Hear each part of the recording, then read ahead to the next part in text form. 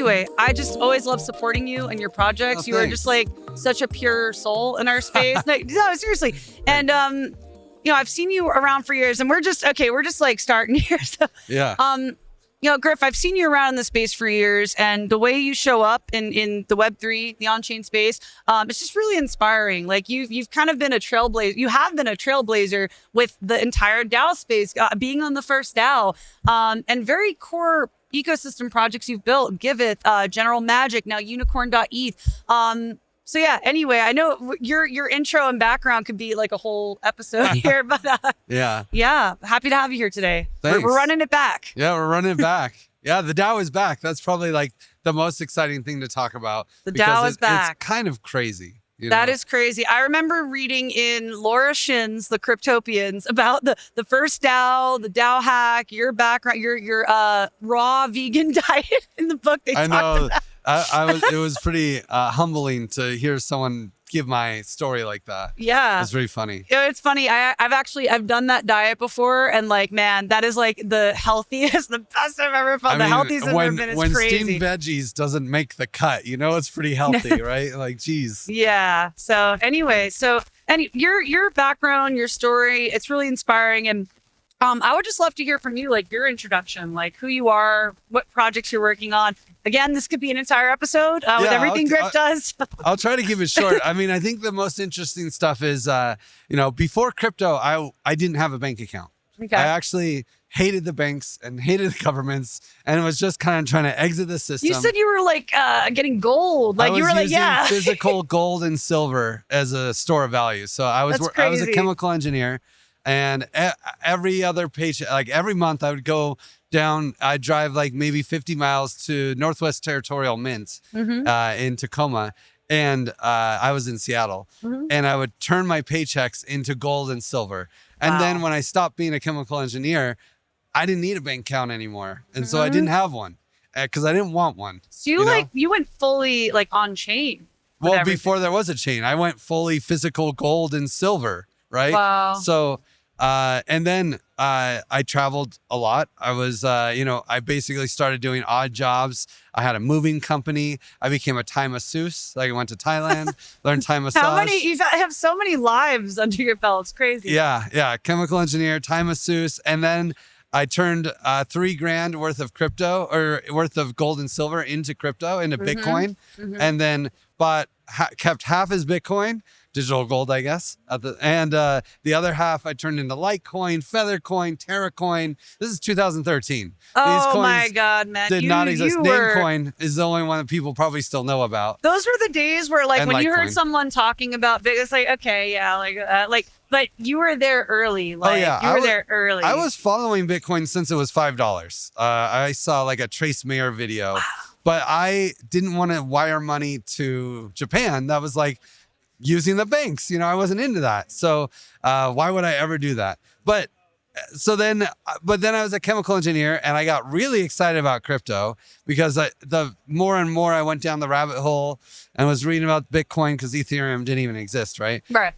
And I was just like so obsessed, and I got really excited about BitShares and NXT and Mastercoin, which is now Omni Protocol, all the web. And actually, I was the least excited about Ethereum because everyone said it was vaporware. We gotta hear the arc here, because now you're like full blown Ethereum. Yeah, Denver. I became obsessed with Bitcoin, and I actually went to Ecuador, and my goal was to go be the Andreas Antonopoulos of Ecuador, evangelize Bitcoin to everyone, And I didn't have a I wasn't like a computer science engineer. I was a chemical engineer. So I started studying the first degree ever in digital currencies, which was a master's degree in Cyprus, University of Nicosia. Okay. And I actually have the first degree ever in digital currencies. In digital what? Digital currencies. Crypto at all. What are those? I collected it in 2016. So I have a master's degree. But the thing is, I collected it a week after the DAO was hacked. So it never really mattered. So let's talk about this, because the DAO ecosystem, I have to thank you, I guess, because the DAO ecosystem is what brought me into crypto. Like that for me, I was working the most 9-to-5 job you can imagine. I was a senior account manager at a credit monitoring company. So it's as Web 2 as it gets. Working this 9-to-5 job, then I started to have like nights where I would be in these chats. I started learning more about crypto, DAOs, NFTs, and I thought to myself, I really love the people, I love the energy, and the community is the thing that really brought me in. But DAOs, when I learned about that, it was like that light bulb moment for me. Totally. Where I was like, this is so cool that we can work together collectively, right, as equals on a project. It's less of a hierarchical structure. So anyway, learning about that initially, I was like, this is really awesome. And got the invitation to come speak at Denver, or DAO Denver 2021. And then got an interview lined up. So I had like this crossroads moments, like, okay, I'm going to buy a plane ticket. I got, sponsorship from her DAO. And cool. So ended up buying the ticket, taking the ride, and jumping into the abyss, and left my 9-to-5. And I have to thank you, because you're one of the pioneers of DAOs, and that was the thing that got me really excited initially. So that's funny. I'm glad that people are thanking me now, because at the time after the DAO hack happened, like everyone hated DAOs, and it was like kind of an excuse to do ICOs. So a lot of people say I helped slow down the adoption of DAOs. Interesting. Which is funny, but not anymore. Now that's water under the bridge. Yeah. But the DAO story is probably one of the craziest things. Can you share the story? Because this is the Onchain Media podcast. We haven't shared the story yet. Can we break down the lore? Like, you were one of the creators of the first DAO. Yeah. The very first DAO. Yeah. Can you walk us through that? So the DAO is a classic story of only in crypto. This sort of thing could only happen in crypto. So I wrote a paper in my college class about a bike sharing economy.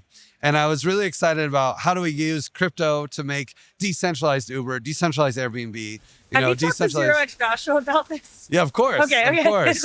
And post the DAO, I was very excited about Arcade City and Swarm City and all the sharing economy stuff. But the only game in town at that time was Slockit. And I basically begged them to work for them. Wait, I think this was in Cryptopians. Like, I remember we had to do this book for an offsite we had at the company. I remember making notes. I think Slockit was a part of that. Slockit is the company I worked for, which launched the DAO. So Slockit is like smart lock right? Okay. And the idea is, hey, what if a lock could own itself? What if you could be the steward of an autonomous entity that can collect its own payments? It has its own blockchain identity, 0x whatever, its own address. And if you send money to it, it will unlock, right? And we were like, okay, we could build a whole network that manages a bunch of smart locks and other on-chain entities that you could pay to do things. Imagine a drone that, delivers something to your house, and it owns itself, but it has shareholders. And the shareholders could be their own micro DAO, Imagine coming together to buy a Tesla and doing a robo-taxi, right? That was the kind of stuff that we were excited about, pioneering and working with. And, but we're like, okay, if we could make this a decentralized network, but what happens when someone puts weed in a locker? That's going to happen. And it's a permissionless space. Yeah. Yeah. So instead of picking one jurisdiction, we wanted to be governed by a DAO. And so we would be, governed by a DAO that lived in the Ethereum jurisdiction, right? And that's the way we were kind of seeing it. So that's why we built the DAO to actually support our efforts in launching the Universal Sharing Network, which was our real project. Wow. And so the DAO was going to be our first funder, right? Okay. And govern the network. That was the idea. Wow. Okay. So now I'm just searching through my memories now. I actually wrote an article, Benefit of the DAO. Jared James from Bankless DAO, he's with Ferrari Foundation now. Okay. Anyway, so we had a bunch of calls, and we were like, we want to write a very comprehensive article about all things DAO, right? We made this sheet. We tried to think of all the vocabulary, everything people need to know, governance, voting, just all DAO terminology. So we made a little cheat sheet of all the vocabulary. And I think part of the opening, I got to go back and read this article. It's from 2022. But I think I wrote about, I tried to find where's the origin, what was the source, and Slockit didn't come up. I remember seeing that. So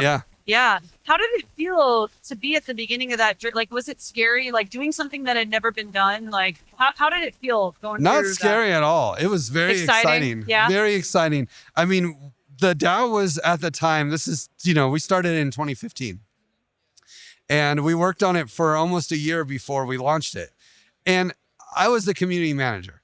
And it felt like I was the community manager for Ethereum. Yeah. Because the DAO was the thing in Ethereum for the entire 2016, basically. That was a huge narrative. I wasn't around back then, but even the time that it echoed out like into 2021, that cycle that I came in, it was still like a common talking point, things that people were talking about years after, you know? No, it was the early community. I did this like DAO Ninja learning process. And the first question is, what does approve do in the DAO, right? And which approve is a very common function now that everyone knows, right? Because it's like first you approve your token and then the contract can take the money out and you can call a function, right? So you always have these unlimited approves and stuff like that. Everyone in Ethereum knows about approve, but at the time the ERC20 standard was brand new.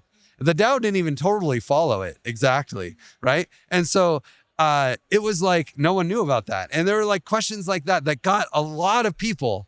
Like all the OGs, you know, that like were in Ethereum in 2016, they took my DAO Ninja course and to become a DAO Ninja. And so like I really became a community organizer for Ethereum. I wish, does this course still exist? Like, I mean, it's a blog post. It's still, but now it doesn't make any sense because it's these old, it was specifically for making proposals in the DAO, how to interact with the DAO. It was like a competition, but for education, so that we could actually have a decentralized community that could make proposals in our DAO. And we're educated about engaging because we really had the ideals. This was not some kind of trick to make money. In fact, I like to say the DAO is like the weirdest hack ever where everyone made money except for Slockit. Slockit was the only group who actually lost. Everyone else, the hacker, everyone else made money, which is crazy. Can you break down the sequence of events with the DAO hack? Can you explain for those who might not be familiar with the story? Like, can you walk us through what that looked like?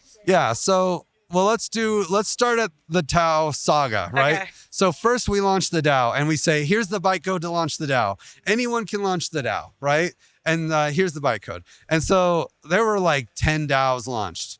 And this is also, fun fact, this is how the Genesis block was mined for Ethereum as well. Wow. And so that's why we followed that model.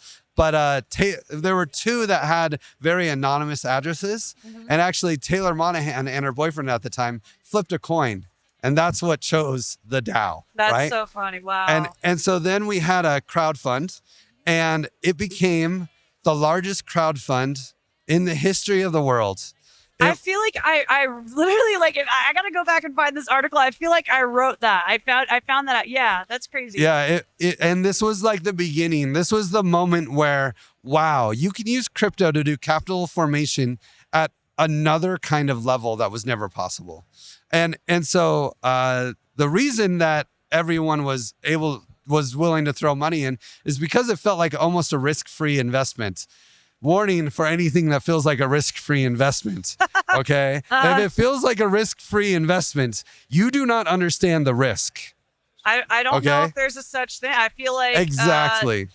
There are so many variables, different converging factors with any investment. You have no idea what the market's going to do, geopolitical stuff. Anyway, that's a whole rabbit hole. Exactly. So the DAO raised $150 million, which at the time was about 14% of all Ether in existence. Okay. Right. And it was an incredible success because there was this split DAO function. And the split DAO function says if you have DAO tokens, you can burn those DAO tokens and take the ETH out of the contract and put it back into your own personal DAO.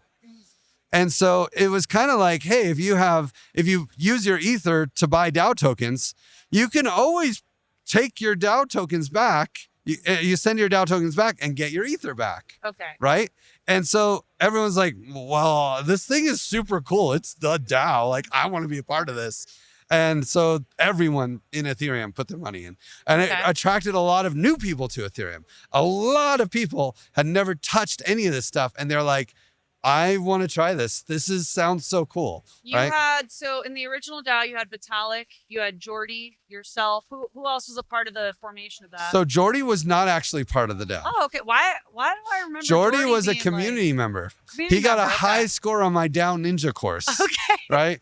And Jordy, well, I'll get into Jordy. Okay. But basically, we had all of the rock stars of Ethereum as our curators list. So the one thing about the DAO was like, there was a lot of engagement opportunity where anyone could make a proposal into the DAO, but maybe that proposal has a attack in it, right? So we had this list of curators, and the curators were like the who's who in Ethereum. It was everyone. Gavin Wood, kind of creating Vitalik, like the guardrails for everything. They would have to approve any contract that would make a proposal. Okay. Because the contracts could hack the DAO, so we have to be careful that the contracts aren't made to attack the DAO. And also, who is this person? Like, is it someone who's going to be like, hi, I'm Bill Clinton, and I'm making a proposal to the DAO. Is it really Bill Clinton? The curators had these two roles. Number one, identify that the person is who they are. And number two, make sure that the actual smart contracts are safe. Okay. That was it, right? And so that was their rule. And it was a who's who of Ethereum. I mean, everything was so well done about the marketing of this thing. And it was really also, people could tell the authenticity that we really wanted to build something special, right? And so then, but when you raise so much money, it became how much was raised? $150 million. That's and like wild. 14% of all Ether in existence. And at the time, Ether was like, we're going to be proof of stake one day, and now this is like a centralization point for Ethereum. And what if something goes wrong? What if the DAO gets hacked? So there was actually a moratorium. Okay. Vlad Zamfir and Eamon Sarir, who is the founder of Avalanche, and Dino Marx wrote this moratorium list of like why no one should ever make a proposal to the DAO until certain things are fixed. They didn't identify the bug that the DAO hack happened, but they said it's not safe, right? Can I just comment something? Whenever you're doing something for the first time, that's expected. Yeah. How it's not going to be perfect from its inception. So of course, and we had ways of upgrading it and stuff like that, but it was it was early. Solidity was 9 months old when we launched. Wow. The programming language for Ethereum. The multi-sigs and everything that we used, they all had so many bugs in them that we didn't know about at the time because the programming language had bugs in it, and different ways of using it that we didn't really battle test.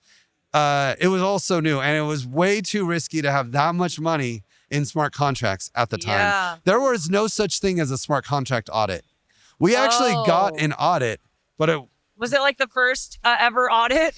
I don't know if it was the first ever, because it's like, it was basically a code review. It's hard to say it was an audit because all they found were rounding errors. They didn't find any of the many bugs that we found later, right? Hacking and using the DAO. Okay. So 3 weeks after the DAO was launched, there's lots of drama leading up to it. I was actually sleeping at one of the co-founders' mom's house in Germany. And I woke up, I was the first person to wake up, and people in the Slack were buzzing a little bit like, hey, something's wrong with the Block Explorer Etherscan. Like, it says that the DAO has less money than it has, and there's these weird transactions. And I'm looking at it, and, I have a degree, and I have a master's degree in digital currency. I know how to use a Block Explorer, right? And I'm like, oh, shit. This is not good. And so I'm not the developer, so I'm calling Lefteris, I'm calling Christoph and Stefan and everyone on my team. I'm like, guys, wake up, Christoph, find Christoph. What is going on? I think we're being hacked, right? Oh my God. And then I have to tell the community too. And so once I get everyone here and we're sure we're being hacked, it's like, hey guys, this is not a drill. The DAO is under attack. Here's some things we can do to slow it down, which was basically just spamming the network, right? And at that point, Slockit was basically, the DAO experiment was over. We all knew it was over. And so now it was just, how do we help recover these funds? What do we got to do to stop the hacker? It became a different project. It was like recover from the DAO. And so we started Lefteris, I should say. So the day before the hack, I was interviewing Jordy. Okay. Jordy had built this amazing thing, which I still haven't seen anything like in Ethereum. It was liquid democracy. Okay. So liquid democracy is like, I could delegate to you my DAO tokens. Okay. You could delegate your DAO tokens to the cameraman over here, right?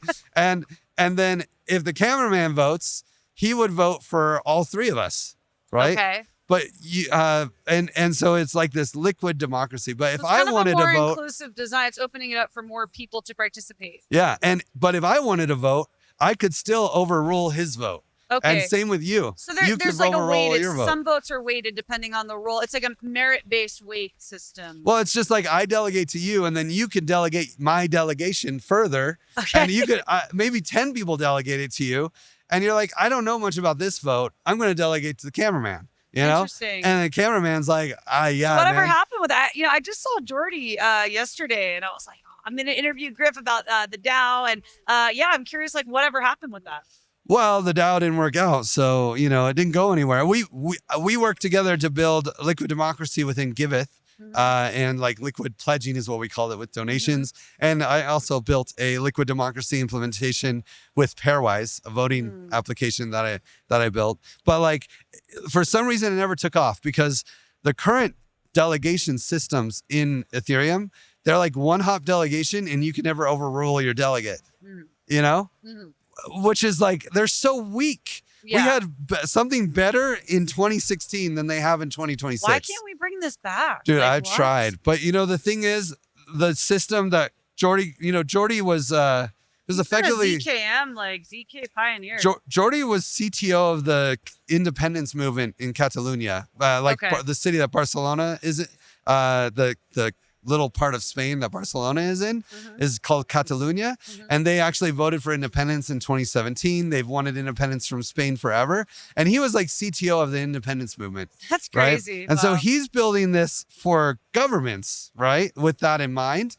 And in the DAO space, we kind of moved more towards building something for shareholder governance. It's like corporate governance is the problem that they're trying to solve with their designs. That's the market, right? It's like crypto projects. How do we govern a crypto project? It's not like, how do we govern shared resources in a community and building something better than governments, which is what Jordy and I have always worked on together. And every project that we collaborate on has always been about that. Even the DAO was really about that. We've had some good discussions about that too. I was helping with a little policy work, blockchain work in California. We've talked, by the way, a little bit of lore for our Onchain Media community. I actually worked for Giveth for a bit. I remember having late nights, like you send me some recordings of like just the whole technical breakdown, Giveth, the whole universe. And I remember literally listening to your voice, just studying as much as possible. So a little bit of lore for our Onchain Media community. I have worked for Giveth, and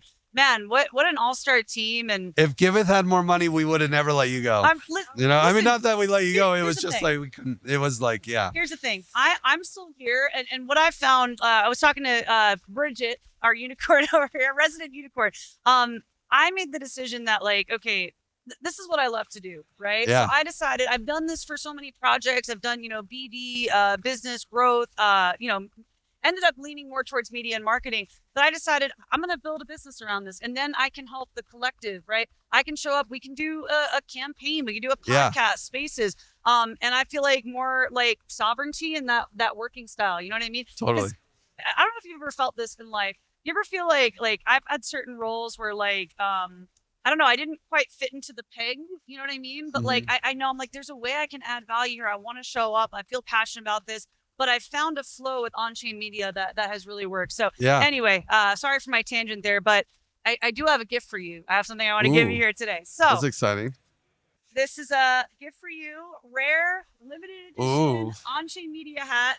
And I'm sorry. So Griff mentioned he's got his trademark. If he's not wearing a unicorn horn, he's got his bun. So you could just pop it on top, or we'll make a special edition Griff version.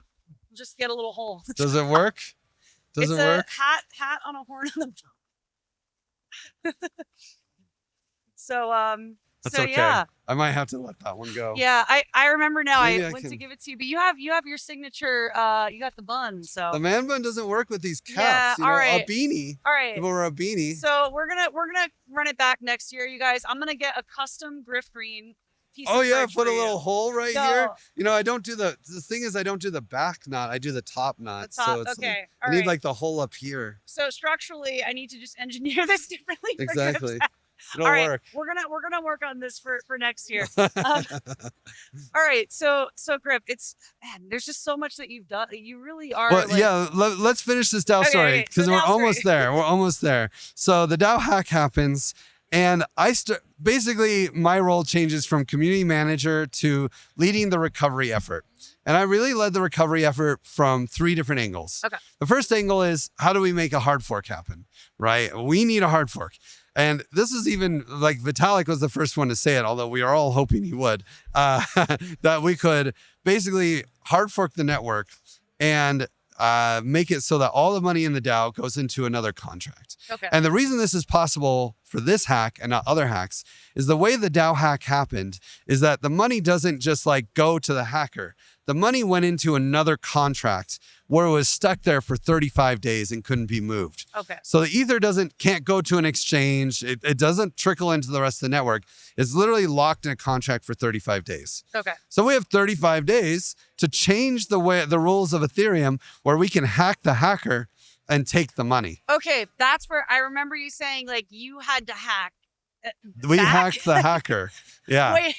But then the hacker was only able to steal about 30% of the money in the DAO. Okay. Right. So, and this is because of the way the hack works. And basically there were other bugs in the DAO contract that kind of made the hack break. Okay. Right. And so it's kind of funny that hacker exploited one bug, but he could only exploit it till he got about 30% of the tokens because of other bugs. There were so many bugs. Bugs saved the day. Yeah. Wow. Wow. Thank God we didn't have just one bug, in the contract. But so then, okay. So first it's like, oh my God, he only stole 30%. Now the other 70%, which is 10% of all ether in existence, is able to be stolen. And we know this, right? So I had one team that we later became the White Hat Group. Mm-hmm. At the time, we called it the Robin Hood Group.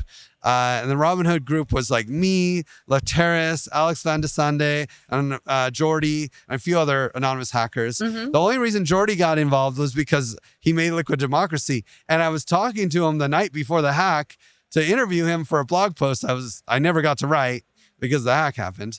And so then I was like, he knew the contracts really, really well to write that deployment. So I brought him in, and I brought in all the people I knew who were experts that would be valuable to help us hack the DAO. Fabian and Alex Van de Sande made the Mist wallet. Okay. And so they really knew their stuff. So they joined us. And anyway, so we were doing, Lefteris and Jordy both recreated the hack. Okay. They figured it out the same day. And we were like the next day about to hack the DAO, and we actually pushed the button, but then we're out of gas. And then we were like, maybe we shouldn't do it yet. There was a lot of legal questions. And honestly, I worried that if we did hack the DAO and rescue all 70% of the DAO, that then we wouldn't get the hard fork. And it's like, okay, the DAO token holders just get 70% of their money back and we call it good. Was like a real worry for me, actually. Yeah. And so what we did instead is we waited, and there are also legal reasons not to do the white hat attack until we were responding to other hackers. So we waited till someone else recreated the hack and started hacking the DAO.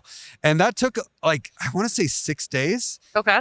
It was 5, 6, or 7 days. This sounds like an entire saga. Like this could be a movie. It was a book. It was 100 pages in this book, The Cryptopians, right? And so then we had DAO wars. So someone started hacking the DAO, but we had been training on hacking the DAO for a week. So we were really good at hacking the DAO. And there are lots of details I could throw there, but basically someone started hacking the DAO. So then we started hacking the DAO, and lots of other people started hacking the DAO. There were about legitimately 10 DAO hackers, all who hacked the DAO, including the dark DAO hacker. Okay. But we were prepared for the scenario. So we were able to hack the other hackers too, right? So we hacked the DAO and rescued most of the money first. probably like 78% of the money, and the other hackers got like 2%. Wow. But then we were able to hack the other hackers. I'm just picturing, that Spider-Man gif where it's like the hacker. You hacked the DAO. You hacked the DAO. We called it DAO Wars. I had a spreadsheet called DAO Wars where we were tracking everything, right? And so then we were able to rescue the money in case the hard fork didn't happen.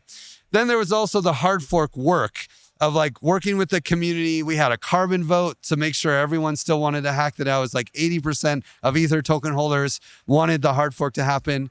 We tried to do a soft fork. There was all this technical stuff that I was helping to coordinate, although mostly the Ethereum Foundation managed the hard fork and soft fork stuff. And so that was on one dimension.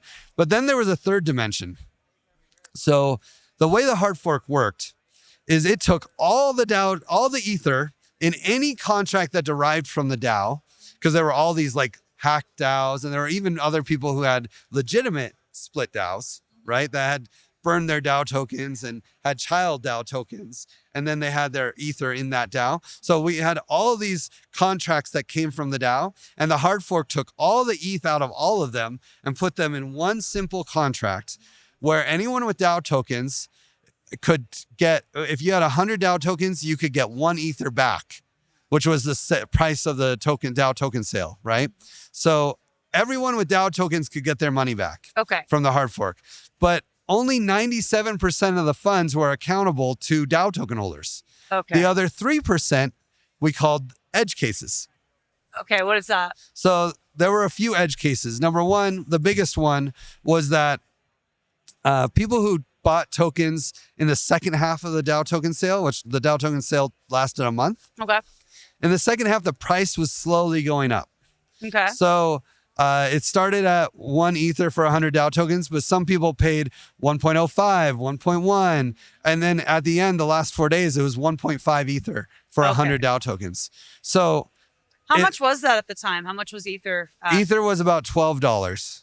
Oh my God, wow. Yeah. I mean, it depends compared to the beginning. At the beginning, it was like $7. And actually during the token sale, it went up to $12. Kicking myself. I was looking at Ether at like 100. I was like, in the 2 months of the DAO's existence, from the beginning of the token sale till it was hacked, and even a little bit before, Ether went from $7 to $20. And then at the DAO hack, it went down to 8. It went down to 12 and then 10 and eventually 8. Yeah, because it was such a big chunk of the Ethereum, of the liquidity. And it scared a lot of investors from Ethereum, right? Because it's like, oh, wow, you can do amazing stuff with it, but it's buggy, So, but anyway, so this edge case funds, I led a team that recovered, that managed that 3%. Basically, all the funds went into the DAO withdrawal contract that was created by the hard fork. It wasn't a rollback. It was irregular state transition. All the old history of the DAO was the same. It's still on chain. But then there was just one transaction that was injected that kind of broke the rules of all the smart contracts and took the money out, right? And then, but inside of that withdrawal contract that the hard fork created was a function that was called trustee withdrawal. And that trustee withdrawal function let a multi-sig that I was managing with Vitalik and several other people, we could take any money out of that withdrawal contract that wasn't collateralizing DAO tokens that existed on the chain. So that was about 3% of the hard fork funds. Which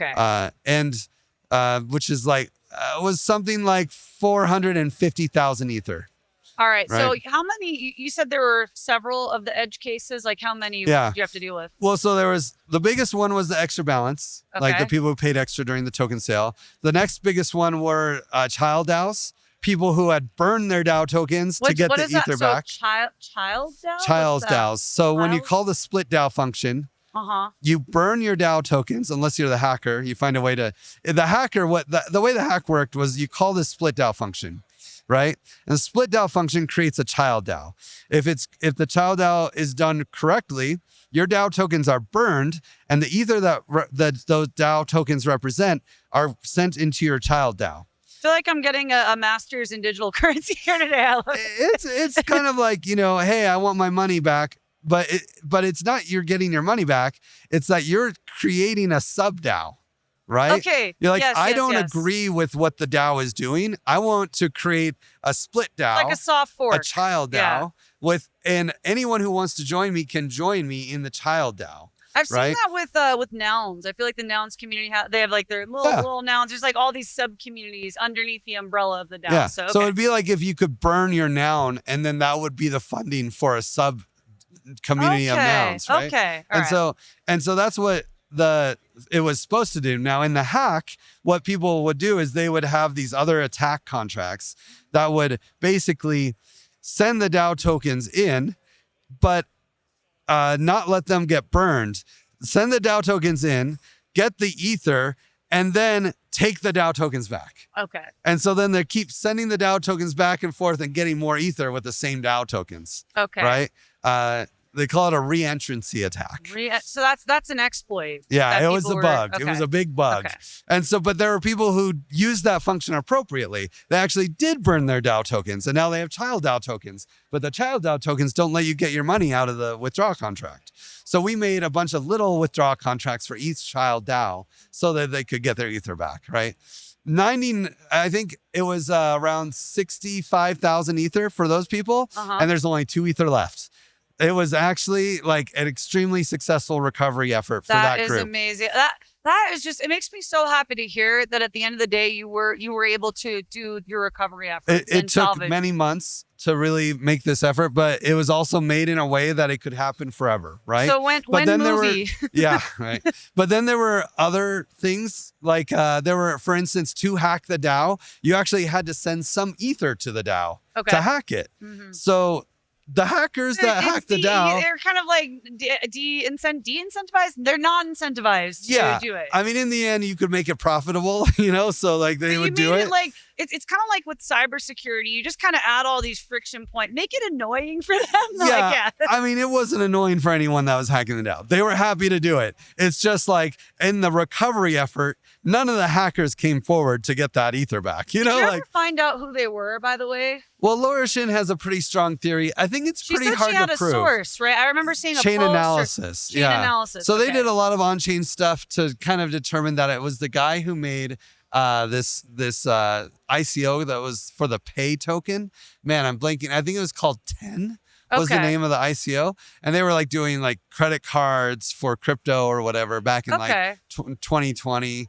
Maybe even 2019. I can't remember when, but either way, they think it's him. It's just hard to prove. Yeah. On-chain stuff is all transparent, but you don't know who holds those addresses. And if, the hacker could have like bought some ether from the guy, right? Or the hacker could have just sent ether to him to make it look like it's him. And, so I think it's, unless the guy says he did it, it will never be known, but, and even then, do you trust him, But either way, so there were other edge cases too. There are like people who sent DAO tokens to the DAO itself.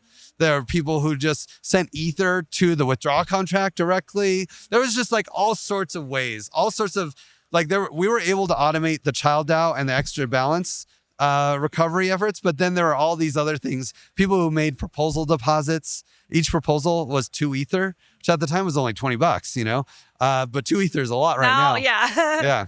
And so I led this recovery effort with 5 other volunteers. And at the time, we had $6 million to deal with. And we were able to get over 80% of it claimed. So, at the time, that's like $1.5 million left, right? And it got even lower. It was actually, because the price of ether went down later, we had less than $1 million to manage at one point. Wow. But then things changed. We said that, hey, we're only going to work on this because there are a lot of manual recovery things. We said, we're only going to work on this until January 31st, 2017. If you don't tell us that you need this money back, we're going to donate it to smart contract security, right? So you gave people ample time to announce it. They had 6 months. And I continued to help people recover money from the DAO forever. I'm still helping people. I mean, and the crazy thing is people do come and ask me, because now if you're recovering money from the DAO, it's a lot of money.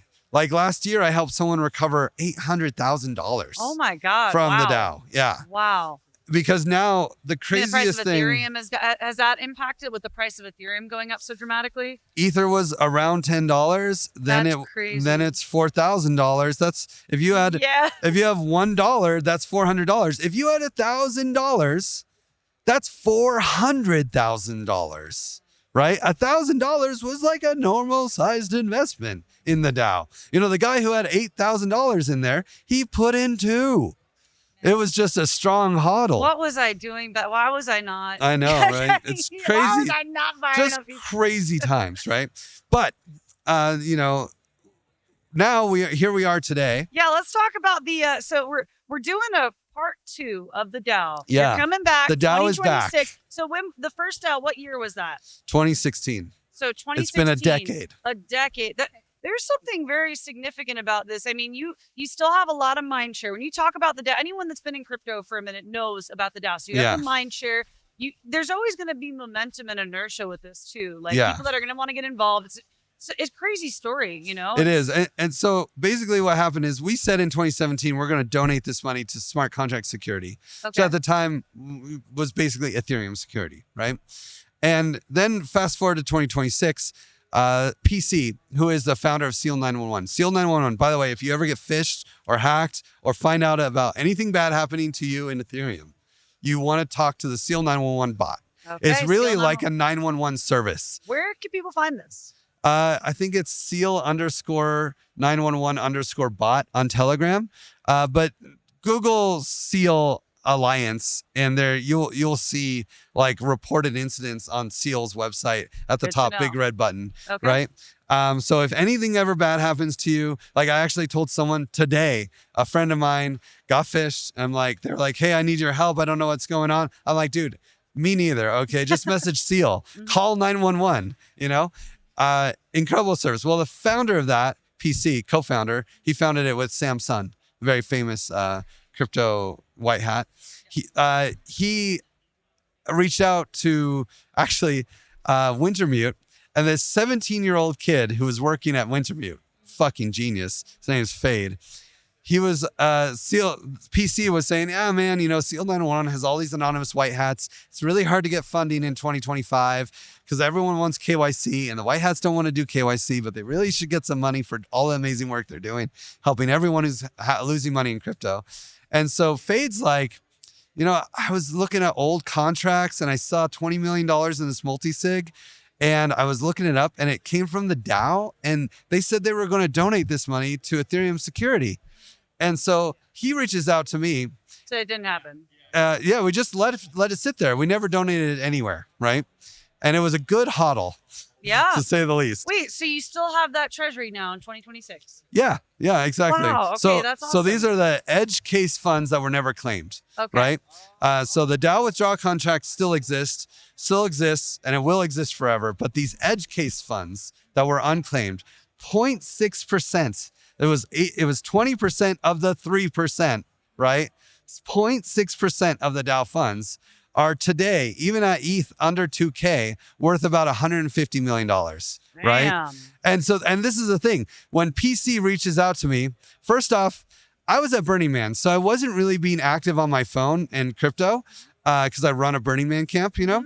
Yeah, shout out Jacob Lil. Yeah, we Jacob talked about Lil this at our workshop. Yeah, you know, lots of cool OGs have run through my Burning Man camp. I've been running it for almost a decade. I think I have to go. Like, knowing my crypto family will be there, like I would love to go one day. It's definitely on my bucket list. Yeah, but so he messaged me, and like normally I don't really respond, but when PC messages you, like you're probably fucked. Like, sorry about the swearing, but seriously. Wait, sorry, PC is Fade? PC is the guy who founded Seal 911. Okay. So sorry, I feel like you know that meme, like Charlie Day, like Pepe Sylvia. Like I feel like I'm just there's so much to unpack. PC founded Seal 911. He is the guy you tell people when you get hacked, right? So PC reaches out. You really don't want to be getting a message from PC. No shade to PC. No, like I knew PC. I actually worked with him to get Seal 911 up on Giveth, right? And so when he messaged me, I thought I was hacked. I thought Giveth was hacked. Something bad was happening, you know. Because if you get a message from PC, 9 times out of 10, your life is not good.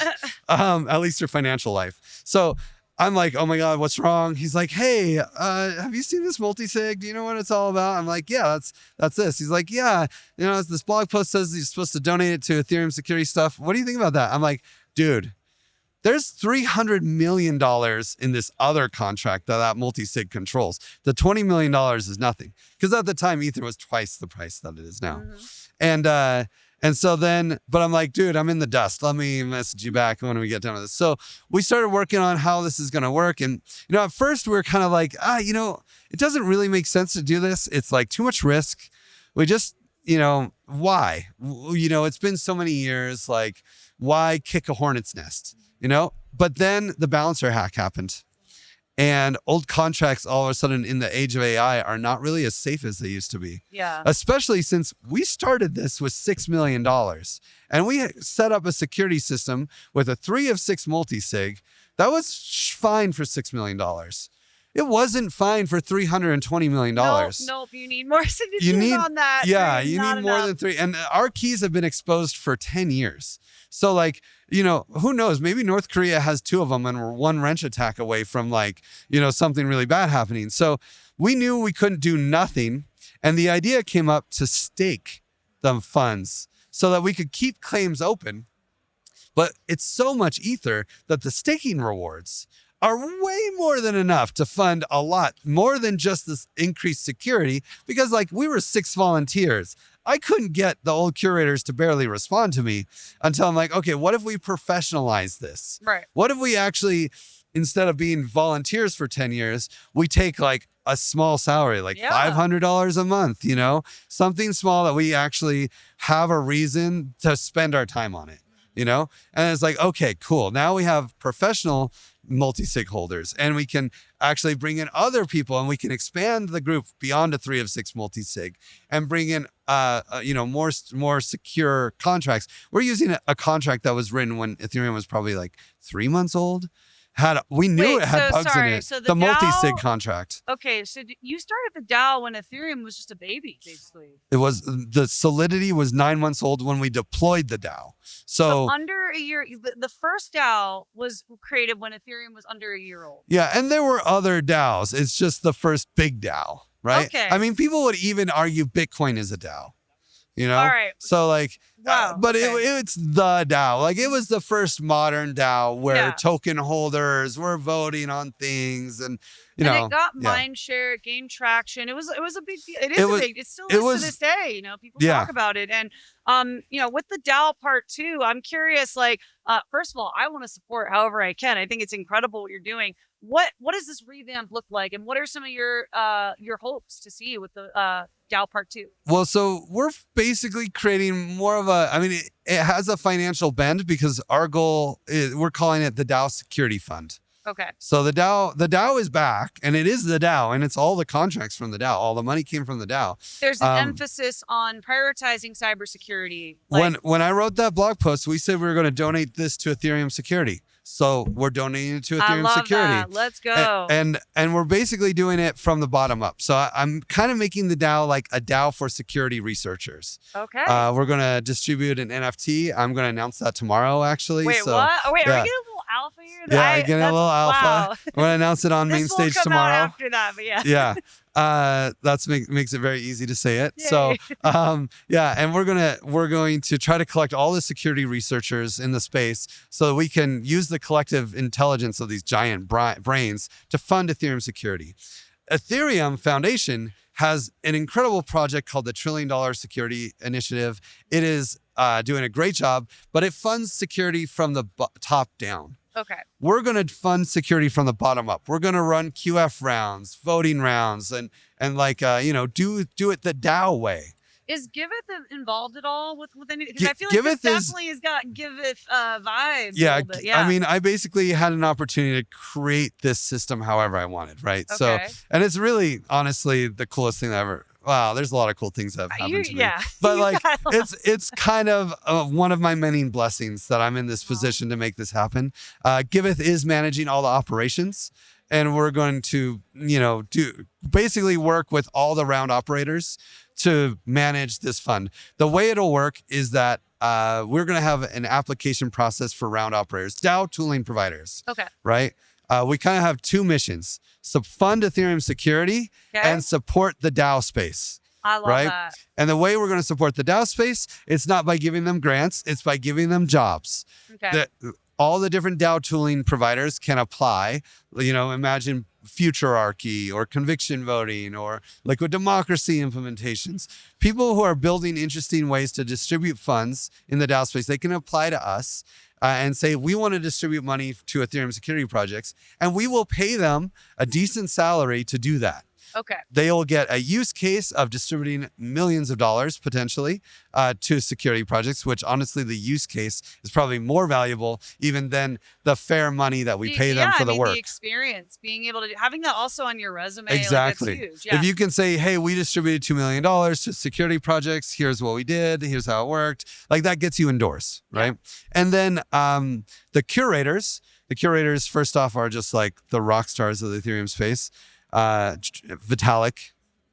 I don't even have to say his last name. He's so big. So you're working on the DAO with Vitalik is involved. Vitalik, I feel bad because I asked and begged Vitalik to sit on a 4-hour meeting with me. Oh my God. Doing multi-sig transactions. I felt really bad because everyone's busy, but some people's time is in demand more than others. Yeah. And Vitalik's demand is like a 4-hour call with Vitalik. That's probably worth millions of dollars, honestly. But that's what he's also very excited about this project, and he supports. He gives me feedback, and he's one of the curators. Him and Jordi Bellina.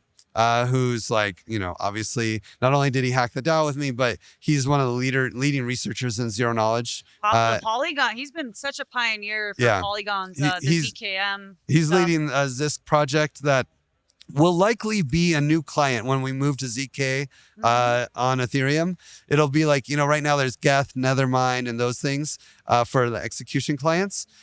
It's likely that Zisk will be one of those execution clients when we move to ZK. Very cool. And then we have Taylor Monahan, who is a leading researcher. I mean, not only did she flip the coin to determine the DAO, she's also like one of the leading researchers in understanding North Korea and the attack surface that they provide. We also have PC. Who led Seal 911. And then we have Alex Van de Sande, who was a curator at the beginning, and but he's also a UX expert. And that's his initial expertise. And a lot of the security problems we have are really user experience problems to make Ethereum safe.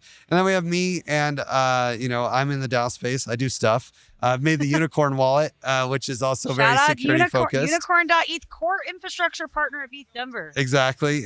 And partner of Onchain Media. And then we have Polanski, who's CEO of DAppNode, and he's managing the staking. And so, and I was also an OG in the space. So you basically have an Avengers team, is what you're telling me. It's pretty ridiculous. You got Vitalik. I know. You got Jordi. All these brilliant minds coming together. We have Vitalik. We have $150 million. We have the DAO is back. Like the branding on the DAO. It's like the perfect. It's like you have the perfected recipe to really make an impact and really do this right this time around. And honestly, I think it's so bullish for Ethereum. I think it's so bullish. Like if we can fix our security issues, that is like the biggest thing blocking a lot of serious projects from using this. Because if they bring in their users and their users get phished, or they send money off from the space. They send money to the right address on the wrong chain. Like there's things that are just stupid and dumb with Ethereum that you could make mistakes with, and there's no guardrails. And if the DAO Security Fund can actually build these guardrails, that is so bullish for Ethereum. Okay. Well, my videographer just gave me he held up a watch. That's fair. We got to probably wrap up here in a sec. So, all right. Something I want to ask you with Onchain Media, right? I'm curious because this is such a powerful story for our industry. How can people like myself and my community get involved and support, and help tell this story? Well, you can go to the DAO.fund and you can definitely fill out our type form for contacts, and that way you can stay up to date with everything that's happening. And then it's like an email list, kind of like a newsletter, Substack or something. Yeah, exactly. I mean, it's an email list, and we'll just tell you when there's distributions happening. But if I don't know exactly what we're going to do, we might start with a quadratic funding round. And when we do, you'll be notified, and you can decide which projects get funded by donating $5 or $10 to the ones that you care about. So right? so that's where the Give It infrastructure comes in. Yeah. Okay. I mean, right now we're the only ones doing quadratic funding, and the curators haven't decided to start with that, but I think we probably will, because it's really nice to have a broad survey of all the security projects. If we do like a big quadratic funding round, it will attract all these security projects that no one even knows about. There's so many like super nerds hanging out in their basement, building amazing things for Ethereum. And they're like, look at this cool thing I built. And they tell their friend and they're like, wow, that's great. And them and their friends use it, but no one else knows about it. Yeah. But if we say, hey, you could make $50,000 if you put it in here, they'll be like, well, okay. They don't have to talk to anyone, and yet they get a bunch of marketing. Right? That's incredible. And so quadratic funding makes a lot of sense to start with, but we'll decide that actually next week. Okay. And then, the other way you could help is if you know any security researchers. Okay. There is a ETH security Telegram group. They should join that to stay up to date. That's where a lot of coordination happens for Ethereum security stuff. A lot of scammers in that group too, though. Okay. So it's an open group. So you can find that ETH security Telegram group and join it. But I'm going to post in there. We're not going to post it on Twitter, but we are going to post it in there. Okay. A type form to join the DAO, basically. Okay. So we're going to launch an NFT. It's not for sale. It's just a voting tool, and it will be like an ETH security badge. So it's like a governance NFT. It's a governance NFT. It'll look really cool, and we're only giving it to the top 200 people that apply. Top 200 people. So the top 200 ETH security researchers. How do you measure top? Like, what is? We're going to use some really cool AI tooling. I'm talking to the Bonfire AI guys. I really hope that works out. But basically, we're going to have an AI agent interview a bunch of Ethereum security researchers to figure out what makes you a top security researcher. And then the AI agent is going to take all of that feedback and actually create a rubric to judge each applicant and how they do on that rubric. That is incredible. Well, I do have actually a very important question for you. When do you sleep with all the projects you're doing? What's your? I try really hard to get a good 7 hours of sleep. You know, I try pretty hard. It's important. You know, but I don't always succeed. It's like I have a team. You have Give It. So you've I'm a delegator. Delegating. Okay. I'm a delegate. I'm a delegate in Arbitrum and Optimism and Gitcoin and ENS. I'm a top delegate. I'm also a delegator. I delegate very well. I'm honestly like a 0 to 0.5 kind of guy. I love starting things and getting them going, but I don't even take it the rest of the way. I find other leaders. You're the idea guy. Also, you're like that, like just visionary founder. Like, you get people excited. Yeah. And also I can say from experience, I worked for Griff, you guys, and this man, like, he knows how to lead a product. He knows how to lead a team and just get everybody excited. And it's that energy that you bring. I think that it's very contagious in our space, and you've built a very solid reputation, projects that people know and respect. So anyway, I'm honored. I mean, the last time we did an interview was 2022. So honored to have you on. Onchain Media is the first Onchain Media interview we're doing. Yeah. Oh, we also did the UETH one in 2024, but it's been a minute. If you know any security researchers, please, I don't know which camera I'm supposed to look at. That one? Yours, yeah. If you know any Ethereum security researchers, please have them reach out to me. I have a type form for them to fill out. Let's get them on this, get them an ETH security badge, and then I can work with them so we can figure out what we need to fund to make Ethereum more secure. Let's go. Yeah. All right. The DAO part 2 and unicorn.eth. Where can people follow you? The DAO.fund. The DAO.fund and the DAO fund on Twitter. Okay. Or at Griff Green on Telegram, Twitter, basically everywhere at Griff Green. You have a Santa Claus hat, right? In your VFP. Yeah, exactly. Look for the Santa Claus at Burning hat. Man, I go by Santa. Okay. Awesome. Well, Griff, it's been a pleasure. Bring it in, man. Yeah, I love you, Rachel.